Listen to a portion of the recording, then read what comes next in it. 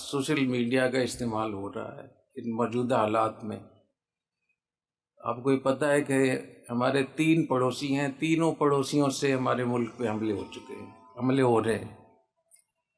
سیاسی نظام کتنا اتھل پتھل ہو گیا ہے، آپ سب کو پتہ ہے. معاشی طور پہ پاکستان کہاں کھڑا ہے.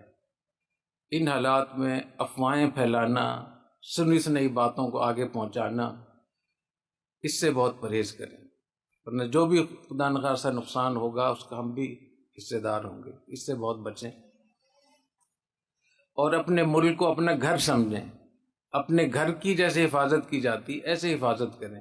گھر میں غلطیاں بھی ہوتی ہیں، غلط چیزیں بھی ہو رہی ہوتی ہیں، بچوں کی طرف سے بھی تکلیفیں پہنچ رہی ہوتی ہیں، بہن بھائیوں کے مسائل بھی ہوتے ہیں، بیٹے بیٹیوں کے مسائل بھی ہوتے ہیں، ساس بہو کے جھگڑے بھی ہوتے ہیں، رشتہ داروں کے مسائل بھی ہوتے ہیں. لیکن سب کو پتہ ہے کہ ہمارا گھر ہے. اپنے گھر کے ساری غلط باتیں، غلط چیزیں وہ روزانہ باہر دنیا کو بتانا، چوکوں چوراہوں پہ بیٹھ کے اس کو ڈسکس کرنا. اگر کوئی گھر ایسا کرے گا وہ گھر نہیں چل سکتا. میں ایک مثال دیتا ہوں، جیسے ہمارا یہ جامعۃ الرشید ہے. جامعۃ الرشید کے جتنے بھی شعبے ہیں یقیناً اس میں غلطیاں بھی ہو رہی ہیں، کمی کوتاہیاں بھی ہیں.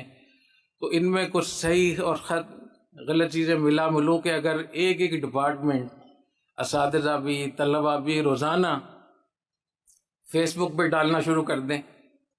میں ایک بریکنگ نیوز میرے پاس ہے، سرپرائز میرے پاس ہے، تہلکہ خیز انکشافات ہیں، سنسنی خیز انکشافات ہیں میرے پاس، اور اس کے بدلے میں وہ باہر سے پیسے بھی لیتا ہو. ایک ایک اسکینڈل کو نکالنے پہ، فیس بک پہ ڈالنے پہ، یوٹیوب پہ ڈالنے پہ پیسے بھی ملتے ہوں، اور پیسے بھی ڈالر میں ملتے ہوں.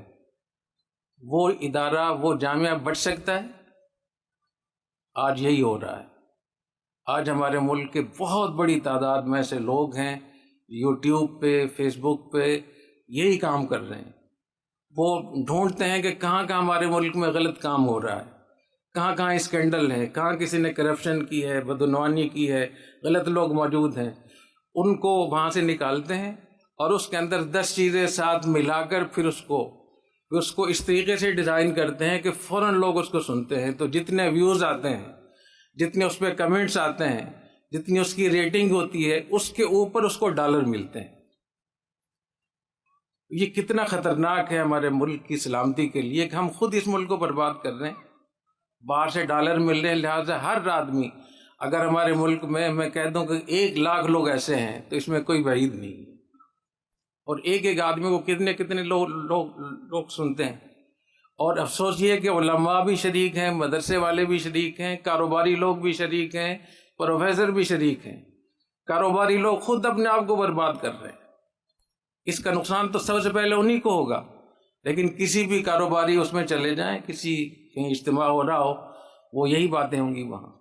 تو یہ وہ ہے نسوا اللہ فانساہم انفسہم، کہ ہم نے اللہ کو بلا دیا، اللہ نے ہمیں بلا دیا. اور کس چیز سے بلا دیا؟ کہ ہمیں اپنے نفع نقصان کا پتہ نہیں.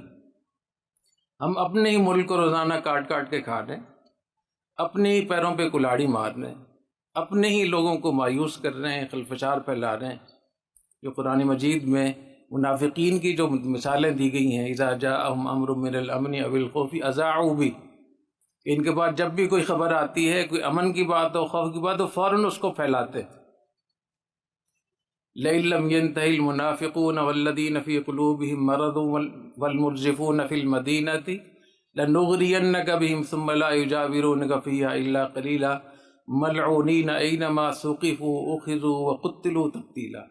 اگر منافقین اپنی ان حرکتوں سے باز نہ آئے، اور وہ لوگ جن کے دلوں میں مرض ہے اور جو فحاشی پھیلانا چاہتے ہیں، اور وہ لوگ جو مدینہ میں افواہیں پھیلا کر مدینے کو ہلا رہے ہیں، فرمایا کہ ہم ان پر آپ کو ایسا مسلط کریں گے کہ پھر آپ ان کو مدینے سے نکال دیں گے. ثم لا یجاورونک فیہا الا قلیلا، ملعونین، اللہ کی لعنت ہو ایسے لوگوں پر.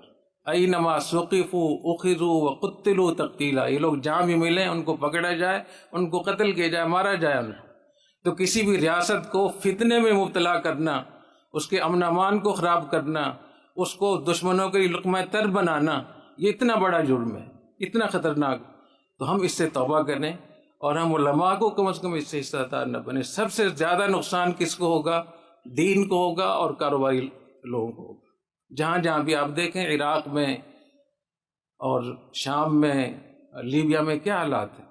تو میری آپ سے خصوصی گزارش ہے، اس ریاست کے تحفظ کے لیے اس کو اپنا گھر سمجھیں، اور جب بھی آپ کے پاس خبر آئے تو دو کام کر لیں. پہلے سوچ لیں کہ خبر صحیح بھی ہے یا نہیں.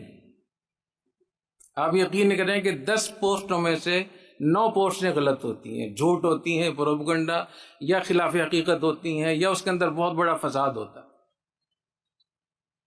اور اگر وہ صحیح ہے تو پھر دیکھیں کہ اس کو نشر کرنا بھی ہے یا نہیں. اگر آپ کے گھر میں کوئی اطلاع ملتی ہے کہ آپ کی بہن بیٹی نے آپ کے گھر میں یہ بڑا مسئلہ ہے، کیا آپ اس کو دنیا کو بتائیں گے جا کر؟ ہاں، نصیحت کا جب آپ کے پاس لہجہ ہوگا اس کا الگ ہوگا. تو یہ جو ٹون ہے ہماری، یہ ناصحانہ نہیں ہے، یہ دشمنوں کی ٹون ہے. یہ جو پاکستان اسلام کے دشمن ہیں، یہ ان کا لہجہ ہے جو ہم لوگ بول رہے ہیں. میں آپ سے خاص طور پہ اس کی نصیحت کرتا ہوں. اللہ تعالیٰ آپ کو بہت جزائے خیر عطا فرمائے. اور یہ جو آپ آج دستار بندی ہو رہی ہے، اس کو ہمارے لیے، ہمارے اکابر کے لیے صدقہ جاریہ بنائے، اور اللہ تعالیٰ آپ سے ہماری آنکھیں ٹھنڈی کرے.